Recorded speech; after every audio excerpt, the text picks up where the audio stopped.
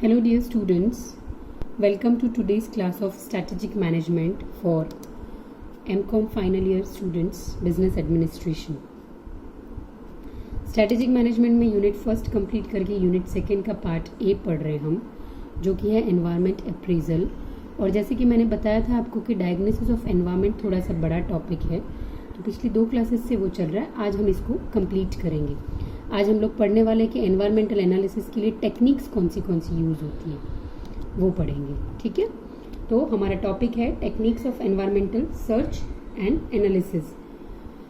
कभी भी इस कॉन्सेप्ट को ऐसे समझो, टेक्निक्स क्या होते हैं? तरीके, जो वो तरीके हैं जिससे कोई भी बिजनेस होता है, कोई कंपनी होती है, कोई ऑर्गेनाइजेशन होता है, उसके अंदर और बाहर का जो वातावरण है, एनवायरनमेंट है, उसके बारे में पता करना, नॉलेज लेना।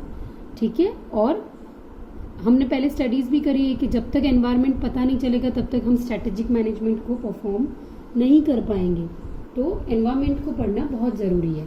तो एनवायरनमेंट को पता लगाने के लिए टेक्निक्स होती हैं, कुछ बेसिक टेक्निक जो होती है वो 3 पार्ट्स में डिवाइड होती है। फर्स्ट टेक्निक इसको समझ लो, वो है 3 पार्ट्स उसमें है। पहला है इंफॉर्मेशन गैदरिंग, हिंदी में जिसको कहते हैं सूचना एकत्रित करना। दूसरा है स्पाइंग, हिंदी में है जासूसी।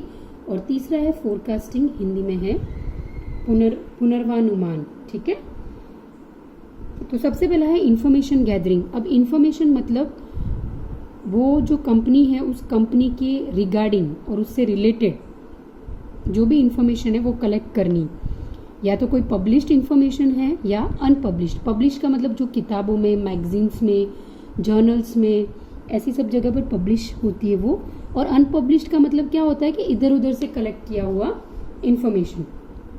इंफॉर्मेशन कलेक्ट करने के तरीके भी यहाँ पर बताए हुए हैं। पहला है इंटरनेशनल पब्लिकेशंस, जो भी इंटरनेशनल बड़े बड़े ऑर्गेनाइजेशंस हैं, जैसे यहाँ पर एग्जांपल दिया है United Nations, UNESCO, International Labour Organisation, WHO मतलब World Health Organisation, World Bank, ये सब एजेंसीज जो डेटा प्रोवाइड करते हैं। अब आपको लगेगा कि कंपनी का डेटा ये कैसे प्रोवाइड करेंगे, तो कंपनी का नहीं करते वो। जैसे फॉर एग्जांपल आपकी कंपनी है जिसमें कपड़ों का काम होता है, तो कपड़ों का व्यापार पूरी दुनिया में कैसा चल रहा है वो डिटेल्स हमको इन संस्थानों के पब्लिकेशन से मिलेंगे। तो उससे हमें हेल्प मिलेगी कि हम हमारे बिजनेस के बारे में आगे कुछ वर्क करें।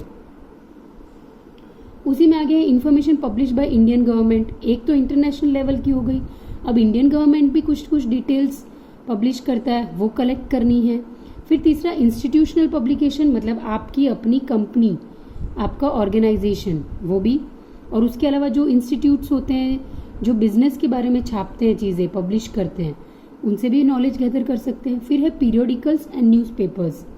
ठीक है, तो न्यूज़पेपर्स, पीरियोडिकल्स मतलब 3 माह में मैगजीन्स आती है, 6 माह में मैगजीन्स आती है, साल भर में मैगजीन्स आती है, उनसे भी डिटेल्स सारी ले सकते हैं। तो बेसिकली इंफॉर्मेशन गैदरिंग का जो सोर्स है वो हमें ये ध्यान रखना है कि वो पब्लिकेशंस वाला ही है। ठीक है, इंफॉर्मेशन पब्लिश्ड और अनपब्लिश्ड दोनों जगह से कलेक्ट करते, ये बताया मैंने शुरू में। लेकिन बिजनेस ऑर्गेनाइजेशन में सिर्फ पब्लिश्ड सोर्सेज को ही इम्पोर्टेंस दी जाती है। ठीक है, दूसरा है स्पाइंग। स्पाइंग का मतलब है जासूसी। इसमें क्या होता है, जो टॉप मैनेजमेंट होता है वो किसी ना किसी को हायर करता है या एक्सपर्ट्स को नौकरी पे या काम पे रखता है। वो डिटेल्स सारी, कंपनी के बाहर की डिटेल्स और कंपनी के कॉम्पिटिटर्स की डिटेल्स सारी कलेक्ट करके कंपनी को देता है, ताकि क्या उससे कंपनी को आगे कैसे काम करना है उसका आइडिया लग सके। और तीसरा है फोरकास्टिंग। फोरकास्टिंग का हिंदी है पुनर्वानुमान।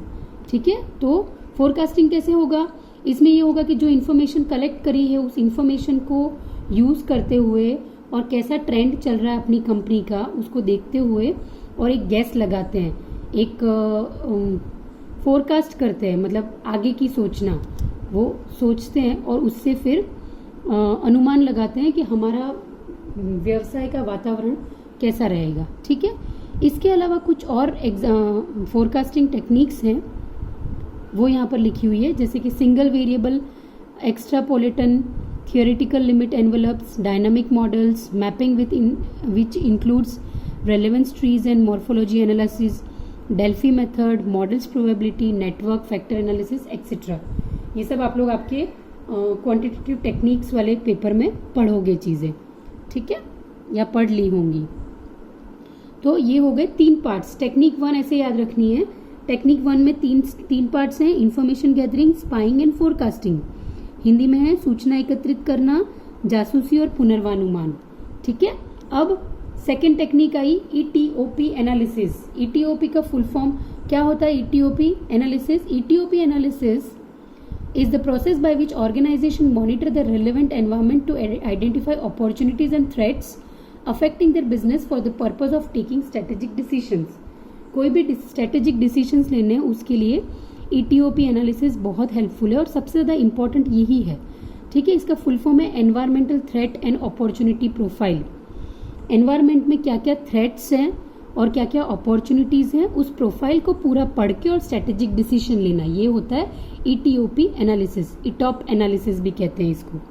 ठीक है। और थ्रेट्स और अपॉर्चुनिटीज क्या होता है, कैसे पढ़ते हैं, इंटरनल होता है, एक्सटर्नल होता है, पॉजिटिव होता है, नेगेटिव होता है, ये सब चीज़ें हम कल की वीडियो में पढ़ चुके हैं। ठीक है। अब स्टेप्स हैं इसमें कि ईटीओपी कैसे बनाते हैं। तो डिवाइडिंग, फर्स्ट स्टेप है dividing the environment into different sectors. Environment को अलग अलग भागों में बांट देते हैं। Analysing the impact of each sector on the organisation. हर सेक्टर का ऑर्गेनाइजेशन पे क्या असर पड़ता है ये स्टडी करते हैं। Subdividing each environmental factor into sub factors for a comprehensive ईटीओपी।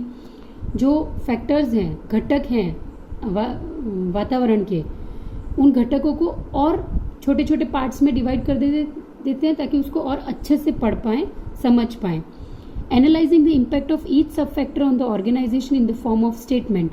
और ये क्या, घटकों को डिवाइड कर दिया, उसके बाद एक एक को अच्छे से एनालाइज करते हैं, स्टडी करते हैं और फिर लास्ट में क्या करते हैं, preparing a summary to show the major factors for the sake of simplicity. Last में फाइनल एक समरी बनाते हैं जिसकी हेल्प से स्ट्रेटेजिक डिसीजंस लेना आसान हो जाता है।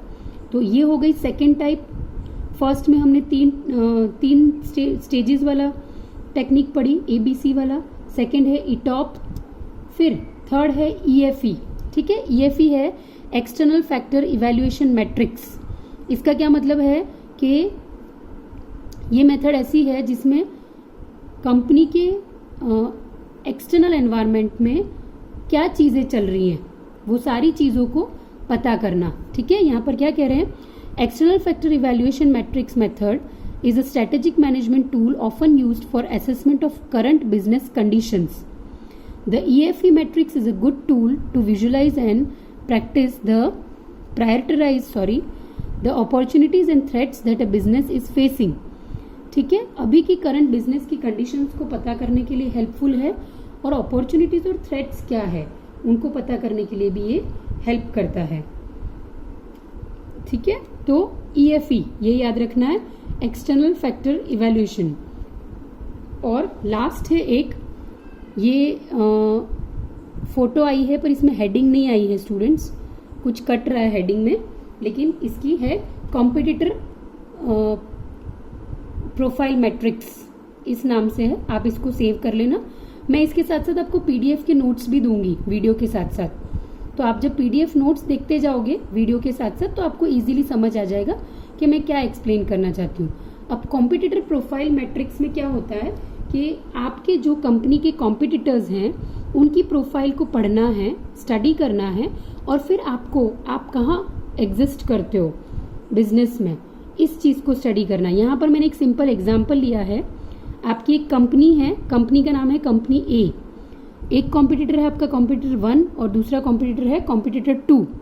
अब क्या किया, सक्सेस फैक्टर्स को ले लिया जो एनवायरमेंटल फैक्टर्स भी कहे जा सकते हैं, जैसे कि innovation, advertising, brand name, product quality, customer service, price competitiveness, technological competence, ये सब पॉइंट्स ले लिए और फिर स्कोर्स निकाल लिए कि आपकी कंपनी का कितना स्कोर है इनोवेशन में, कॉम्पिटिटर 1 का कितना है और 2 का कितना है। सिमिलरली एडवर्टाइजिंग में, ब्रांड नेम में, प्रोडक्ट क्वालिटी में, कस्टमर सर्विस में, प्राइस कॉम्पिटिटिवनेस में, टेक्नोलॉजिकल कॉम्पिटेंस में, सब में स्कोर निकाल लिए। फिर उसका वेटेड स्कोर निकाला, जो आपने BCom में पढ़ा होगा वेटेड स्कोर कैसे निकालते हैं, वो निकाला। और फिर फाइनली चेक किया कि कहाँ एग्जिस्ट कर रहे हो आप और कहाँ आपको जाना है या कितना आपको अपने आप में चेंजेस लाने हैं ताकि आप अपने कॉम्पिटिटर्स को बीट कर सको। ठीक है।